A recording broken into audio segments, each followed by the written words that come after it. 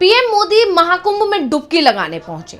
यानी पीएम मोदी से लेकर पूरी की पूरी बीजेपी सिर्फ ये बताने की कोशिश कर रही है कि महाकुंभ में कुछ भी नहीं हुआ और सब कुछ ठीक है। लेकिन इसके उलट समाजवादी पार्टी, जो कि मुख्य विपक्षी पार्टी है उत्तर प्रदेश में, और तमाम विपक्षी दल लगातार एक के बाद एक परतें खोल रहे हैं। वो लगातार बता रहे हैं कि सरकार जो कह रही है असल में उसका बिल्कुल उलट है, यानी असलियत उससे बिल्कुल परे है। सरकार आंकड़े छुपाने में लगी हुई है और अपनी जो कुव्यवस्था हुई सरकार की तरफ से उस पर पर्दा डालने की कोशिश कर रही है। यानी कहा जा सकता है कि पीएम मोदी महाकुंभ में डुबकी लगाने पहुंचे तो अब हर तरफ उनकी चर्चा हो रही है। चर्चा इस बात की भी हो रही है कि जब संसद में महाकुंभ में हुई घटना पर उन्हें बोलना चाहिए था, वहां तो पीएम मोदी ने एक शब्द नहीं कहा और अगले ही दिन वो स्नान करने पहुंच गए। कुल मिलाकर कहा जाए तो पीएम मोदी अपने इस दौरे के बाद विपक्ष के साथ साथ आम जनता के भी निशाने पर आ गए हैं। तो आखिर क्यों होने लगी पीएम मोदी की आलोचना और कैसे हर दिन हो रहे हैं नए खुलासे और जिसको लेकर घिरती जा रही है बीजेपी सरकार, इसी पर हम अपनी स्पेशल रिपोर्ट में करेंगे चर्चा। नमस्कार, मैं हूं अंशिता। महाकुंभ में जो भगदड़ मची उसकी चर्चा पूरे देश में हो रही है। महाकुंभ में हुई इस घटना से डबल इंजन सरकार की जमकर फजीहत हो रही है।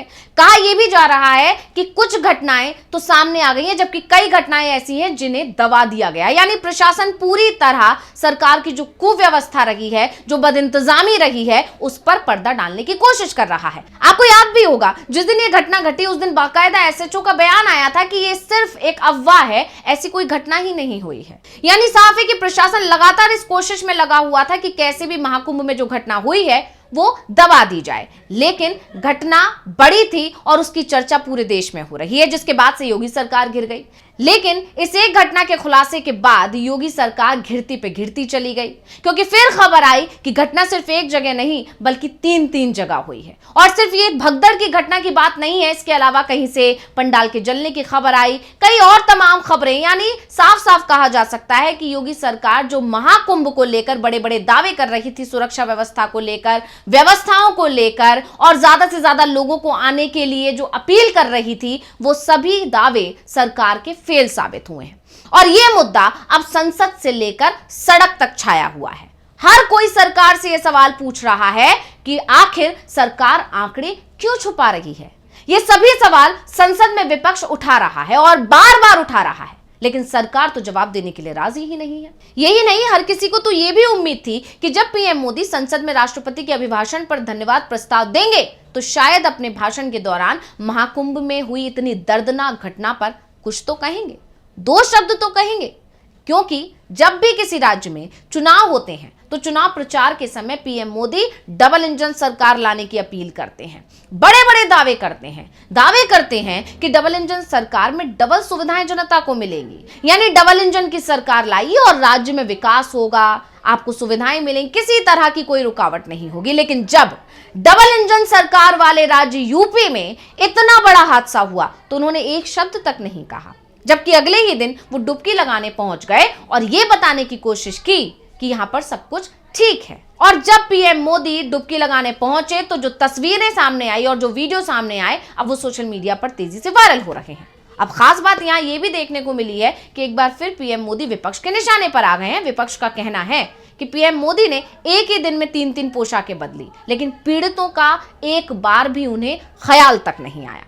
अब पीएम मोदी से लेकर पूरी बीजेपी, योगी सरकार, बीजेपी सरकार, केंद्र सरकार सभी विपक्ष के निशाने पर आ गए, क्योंकि बीजेपी की तरफ से लगातार ये संदेश देने की कोशिश की जा रही है कि महाकुंभ में जो व्यवस्थाएं की गई वो सुचारू रूप से चल रही है, यानी आयोजन में कोई दिक्कत नहीं आ रही है। जबकि इसके अलावा समाजवादी पार्टी बार बार एक के बाद एक नए खुलासे कर रही है और ये बता रही है कि योगी सरकार सरासर झूठ बोल रही है। और इसी कड़ी में एक बार फिर समाजवादी पार्टी ने योगी सरकार को अपने निशाने पर ले लिया।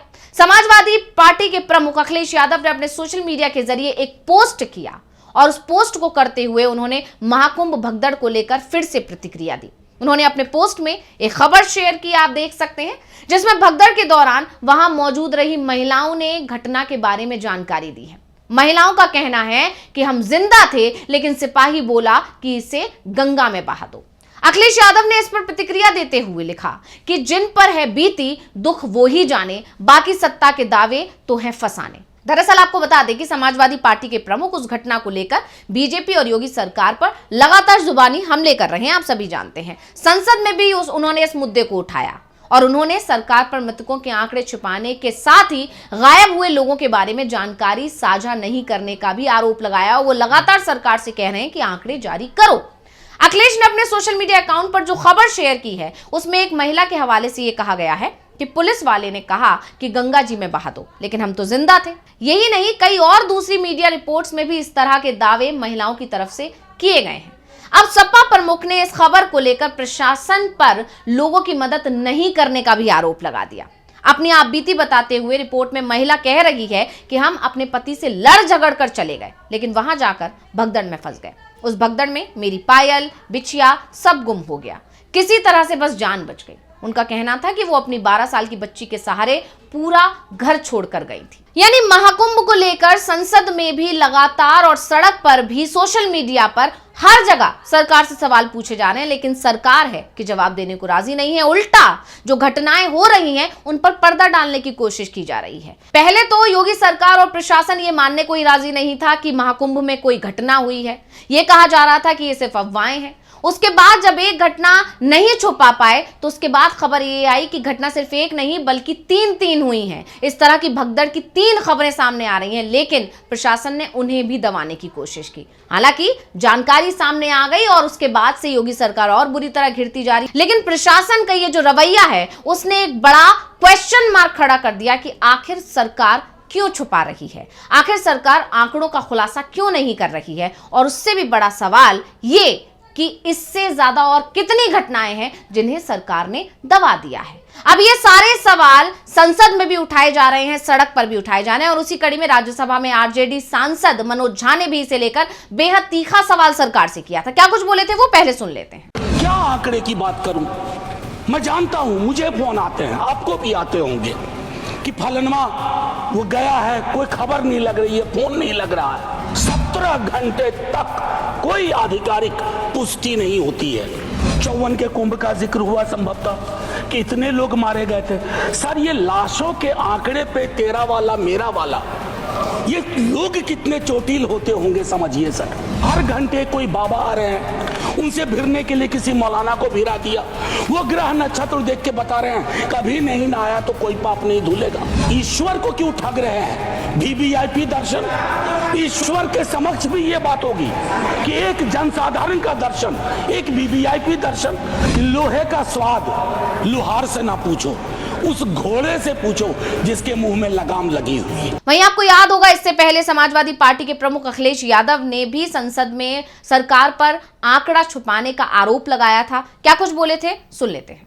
महाकुंभ हादसे के लिए जिम्मेदार लोगों पर घोर दंडात्मक कार्रवाई हो, जिन्होंने सच छिपाया है उनको दंडित किया जाए। हम डबल इंजन की सरकार से पूछते हैं, अगर अपराध बोध नहीं था तो आंकड़े दबाए, छिपाए और मिटाए क्यों गए हैं? जहां इंतजाम होना चाहिए था वहां प्रचार हो रहा था।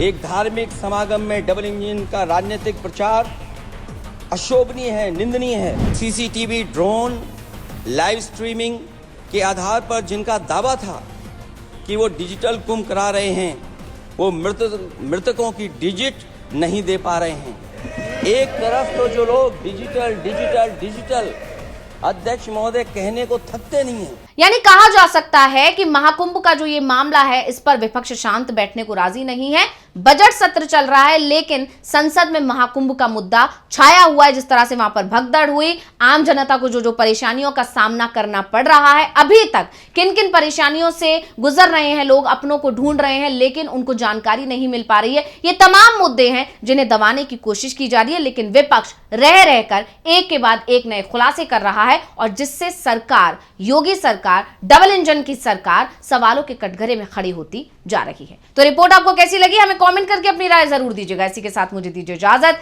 देखते रहिए डीवी लाइव। नमस्कार।